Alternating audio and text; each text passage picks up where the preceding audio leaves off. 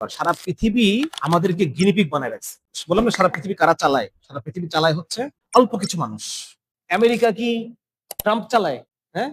বাংলাদেশ কি শেখ হাসিনা চালাইছে? বাংলাদেশ শেখ হাসিনা চালায় নাই। যারা বাংলাদেশ চালাইছে তারা এখনো বাংলাদেশ চালাচ্ছে। আমেরিকা ট্রাম্প চালায় না, ওবামাও চালায় না, জর্জ বুশও চালায় না। অন্য কেউ বা কারা চালায়? বোঝা গেল? কোন একটা মহল চালায়। ট্রাম্প তাদের পলিসি মানতে বাধ্য। এই জন্য দেখবা আমেরিকায় এক গভর্নমেন্ট গিয়ে আরেক গভর্নমেন্ট আসে, কিন্তু তাদের পলিসি একই রকম থাকে। এটা কখন খেয়াল করছো তোমরা? কারণ হচ্ছে এই পলিসি ওরা ওরা বানায় না, ওরা এটা মানতে বাধ্য। যে প্রেসিডেন্ট মানবে না তাকে কি করবে? নাম বলো একজনের। হ্যাঁ, Kennedy. Kennedy, John F Kennedy. John F কেনেডির সাথে এই জায়নিস্ট লবির খুব প্রবলেম চলতেছিল। জন এফ কেনেডি আমেরিকা ইসরায়েলকে প্রতি বছর যে টাকাটা দেয় এই টাকা উইথড্র করার পক্ষে ছিলেন। হ্যাঁ, আব্রাহাম লিঙ্কনকে দিচ্ছে। তার মানে বোঝা যাচ্ছে যে এইগুলো আসলে দুনিয়া আসলে অল্প কিছু মানুষ চালায়। হ্যাঁ, এবং এই মানুষগুলা কি চায় তাহলে? আসলে এই মানুষগুলা চায় প্রফিট, প্রচুর পরিমাণে প্রফিট। তারা এক নম্বর হচ্ছে তারা বিজনেস করার সুযোগ চায়। দুই নম্বর হচ্ছে তারা বেশি বেশি প্রোডাকশন করতে চায় অল্প টাকায়। তিন নম্বর হচ্ছে তারা এই এই মানে কি বলে এটাকে, যেটা তারা প্রোডাকশন করলো এই প্রোডাকশনটা তারা বেচতে চায় হাই প্রাইসে, এবং তারা প্রচুর পরিমাণে মুনাফা করতে চায়, লাভ করতে চায়। এই যে তোমার একটা সময় তোমরা তো তোমরা হচ্ছে 2000 সালে পরে জন্ম তোমাদের, না আগে? পরে জন্ম তোমাদের, আচ্ছা। একটা সময় এই সমকামিতা টমকামিতা এই ট্রান্সজেন্ডার এগুলার নিয়ে কোনো আলাপই ছিল না। হ্যাঁ, এই আলাপগুলো চালু হলো কেন? Because they want to create new market. বুঝছো? যত বেশি সংখ্যক মানুষের মধ্যে, মনে করো এই যে এটাকে কি বলে, এটাকে বলা হচ্ছে ধরো আমি নারী না আমি পুরুষ, এই যে আমার মধ্যে একটা কনফিউশন। আমি মনে হয় পুরুষের দেহে আটকে পড়া নারী। হ্যাঁ, এই যে একটা এটা কি বলে জানো মেডিকেল আমাদের ভাষায়? এটাকে বলে জেন্ডার ডিসফোরিয়া। জেন্ডার ডিসফোরিয়া বলে এটাকে। যত বেশি সংখ্যক মানুষের মধ্যে আমি জেন্ডার ডিসফোরিয়া তৈরি করতে পারবো, তত বেশি আমার হরমোন বিক্রি হবে, তত বেশি আমার ডিপ্রেশনের ওষুধ বিক্রি হবে, তত বেশি আমার অপারেশনের চার্জ, অপারেশনের জন্য যা যা লাগে অপারেশন বেশি হবে, তত বেশি আমার আর কি হবে, সমাজে অস্থিরতা তৈরি হবে। হ্যাঁ, এবং এটা রিসার্চ আছে, প্রচুর রিসার্চ হচ্ছে যে মানসিকভাবে অস্থির ব্যক্তি প্রোডাক্ট বেশি কিনে। আমার কথা বুঝতে পারছো? মানসিকভাবে অস্থির, এংজাইটি এন্ড ডিপ্রেশন, এটা তো একটা অসুখ। সাইকিয়াট্রি, তোমাদের সাইকিয়াট্রি ওয়ার্ড করছো না অনেকে? এংজাইটি এন্ড ডিপ্রেশন এটা একটা অসুখ। এটা রিসার্চ আসছে যে anxiety and depression compulsive and impulsive buying করে। কম্পালসিভ বাইং মানে বুঝছো তো? কম্পালসিভ মানে কি? কিনতে বাধ্য, মানে তার দরকার না হলেও সে কিনতেছে। আর ইম্পালসিভ বাইং মানে হচ্ছে পছন্দ হলেই কিনতেছে। একটা হচ্ছে তার পছন্দ হয় না, দরকার হয় না, কিন্তু সে কিনতেছে। আর একটা হচ্ছে পছন্দ হওয়া মাত্রই কিনে ফেলতেছে। Compulsive and impulsive buying, anxiety and depression. তার মানে এখন বলো, এই যে সারা ওয়ার্ল্ডের যারা মাল্টিন্যাশনাল যারা কোম্পানি, মানুষগুলো যদি সব অ্যাংজাইটি এন্ড ডিপ্রেশন রোগী হয়ে যায়, লাভ কার? ওদের লাভ, ওদের লাভ। তুমি অনলাইনে বেশি সময় থাকবা, তুমি পর্নোগ্রাফি বেশি দেখবা, তুমি মানে বেশি বেশি মুভি দেখবা, নেটফ্লিক্সে তুমি সাবস্ক্রাইব করবা, ইউটিউব সাবস্ক্রিপশন নিবা, তারপর হচ্ছে তুমি আরো কি বলে এটাকে, বিভিন্ন পর্ন ওয়েবসাইটে তুমি সাবস্ক্রিপশন নিবা, তখন তুমি আরো বেশি কি চাচ্ছ? তোমার তখন এগুলোতে হচ্ছে না, আরো বেশি তোমার লাগবে। হ্যাঁ, তুমি তখন এমনকি তুমি ডিপ ওয়েবে তুমি আরো অ্যাগ্রেসিভ জিনিস খুঁজতে থাকবা।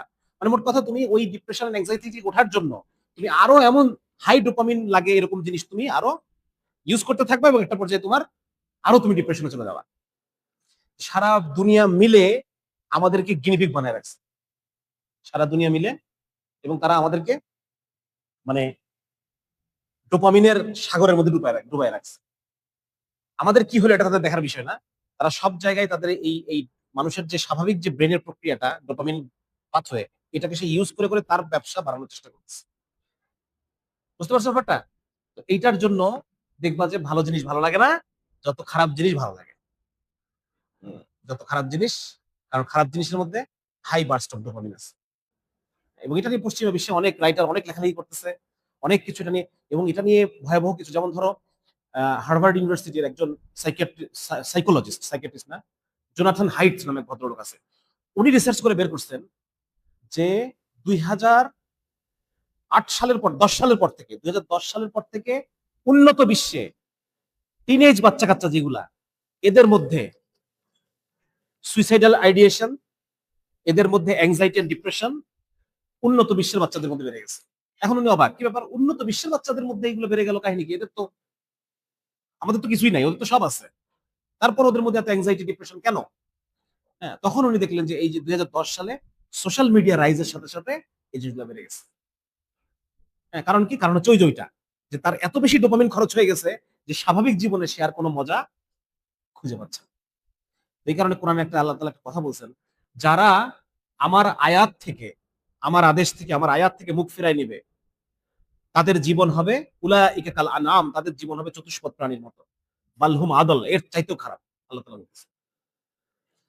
সুতরাং আমরা এখন ওই জীবনটা যাপন করতেছি। এবং মজার ব্যাপার হচ্ছে, তোমাকে বললাম যদি তোমরা পাঠচক্র করো, প্রোপাগান্ডা নামে একটা বই আছে, এই বইটা তোমরা পড়ো। এইখানে হিটলারের যে প্রোপাগান্ডা মন্ত্রী ছিল, নাম নাম বলতে পারো কে? Goebbels, Joseph Goebbels. হ্যাঁ, ওনাকে বলা হয় ফাদার অফ প্রোপাগান্ডা, হিটলারের প্রচার মন্ত্রী। ওর একটা কথা আছে, ওর কথাটা হচ্ছে, দুইটা দুইটা কথা আছে। একটা কথা হলো, একটা মিথ্যা কথাকে বারবার বলতে বলতে এটা সত্য হয়ে যায়, এটা কিন্তু ওর কথা। একটা মিথ্যা কথা বারবার বলতে বলতে, হ্যাঁ। আর দুই নম্বর হচ্ছে যে প্রোপাগান্ডা সাকসেসফুল কখন বুঝবো? যখন পাবলিক মনে করবে সে যা করতেছে নিজের ইচ্ছাতেই করতেছে। পাবলিক মনে করবে আমি যে করতেছি, আমি যে আমার প্রফেশন চুজ করলাম, এটা আমি নিজের ইচ্ছায় করছি। আমি যে ফ্যাশন চয়েস করতেছি, এটা আমার নিজের ইচ্ছায় করতেছি। কিন্তু আসলে কিন্তু সে নিজের ইচ্ছায় করতেছে না, আসলে তাকে কেউ করাচ্ছে। তার ব্রেনটাকে এমন ভাবে ওয়াশ করা হয়েছে শিক্ষা ব্যবস্থার মধ্য দিয়ে, নাটক সিনেমার মধ্য দিয়ে, যা তাকে ওই জিনিসটা চয়েস করতে বাধ্য করতেছে, যা তাকে ট্রান্সজেন্ডার হইতে বাধ্য করতেছে, যা তাকে সমকামিতা চয়েস করতে বাধ্য করতেছে, যা তাকে পশ্চিমা কালচার, পশ্চিমা প্রোডাক্ট কিনতে বাধ্য করতেছে, আইফোন 17 জন্য বাধ্য করতেছে। এটার জন্য সে যা ইচ্ছা তাই করতেছে, যা দরকার তাই করতেছে। বুঝছো? এইভাবে করে তারা আমাদের লাইফস্টাইলকে কন্ট্রোল করে, আমাদের ফ্যাশনকে কন্ট্রোল করে, যাতে করে আমি তার উদাহরণ দিই তোমাদেরকে একটা। এটা হচ্ছে 1813 বা 15 সালের কথা। ব্রিটিশরা প্রথম দুইটা জায়গা দখল করে, একটা হচ্ছে বাংলা বাংলা বেঙ্গল, আর একটা হচ্ছে মাদ্রাজ। এই দুটো জায়গা ব্রিটিশরা প্রথম দখল করে। তো বাংলায় যখন গভর্নর লর্ড ক্লাইভ যখন ছিল, তখন ব্রিটিশ আরেকজন কর্নেল ছিল, কর্নেল মনরো। উনি ইংলিশ ইস্ট ইন্ডিয়া কোম্পানির বার্ষিক মিটিং এ উনি বলতেছেন যে আপনারা যতই ভর্তুকি দেন, আমাদের প্রোডাক্ট ইন্ডিয়ানরা কিনবে না, আমাদের প্রোডাক্ট ইন্ডিয়ানরা কিনবে না। তারপর বলতেছে যে কেন কিনবে না, আমরা এত ভর্তুকি দিচ্ছি, এত এত তারপরও কেন কিনবে না ওরা? কিনবে না কারণ হচ্ছে আপনারা যে ধরনের প্রোডাক্ট বানান, ভারতীয়দের রুচি এরকম না। আপনারা বানাচ্ছেন ডাইনিং টেবিল, অধিকাংশ ভারতীয়, উচ্চ উচ্চ বর্ণের ভারতীয়, তারা খায় হচ্ছে নিচে বসে। বলছে একজন হিন্দু পণ্ডিত, সে খায় নিচে বসে, আপনার ডাইনিং টেবিল তো দরকার নেই, ও কেন কিনবে আপনার ডাইনিং টেবিল?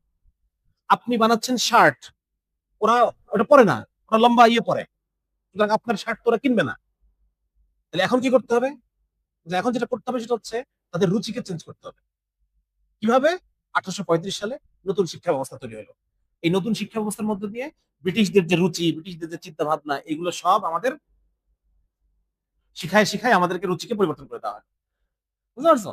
এবং তারপরে একজন ইয়ে দেখাচ্ছেন যে 1835 সালে ঠিক 70 বছর পর 1905 সালে বলতেছে 20 লক্ষ ইউরোপিয়ানাইজড ইন্ডিয়ানের জন্য কত কোটি টাকার প্রোডাক্ট আমদানি করা হয়েছে, এটা উনি দেখালেন। হ্যাঁ, তার মানে আমরা আসলে অ্যাকচুয়ালি আমরা মুসলমান, যদিও আমরা দাবি করি, অ্যাকচুয়ালি কিন্তু আমরা মুসলমান বলতে যেটা বোঝাই ওইখানে আমরা নাই। আমরা ইউরোপিয়ানাইজড মুসলমান।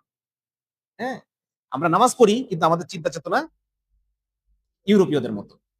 এবং এটা 1835 সালে ওনারা যেই আজকে যে শিক্ষা ব্যবস্থা আমরা পড়াশোনা করি, এটা ওই 1835 সালের শিক্ষা ব্যবস্থা। এবং ওই সময় ওনারা বলছিলেন যে এটার মাধ্যমে আমরা কি তৈরি করতে চাই? এটার মাধ্যমে আমরা তৈরি করতে চাই এমন এক শ্রেণীর মানুষ যারা গায়ের চামড়ায় তারা ভারতীয়, কিন্তু তাদের মন মগজ সবকিছু হবে ব্রিটিশ। তার মানে শিক্ষা ব্যবস্থার লক্ষ্যই ছিল ইউরোপিয়ানাইজড মুসলমান তৈরি করা, এবং তারা করছে 3-4 প্রজন্ম, আমরা আমাদের বাপ তার আমাদের দাদা এই প্রজন্ম এইরকম হয়ে গেছে, 4 প্রজন্ম।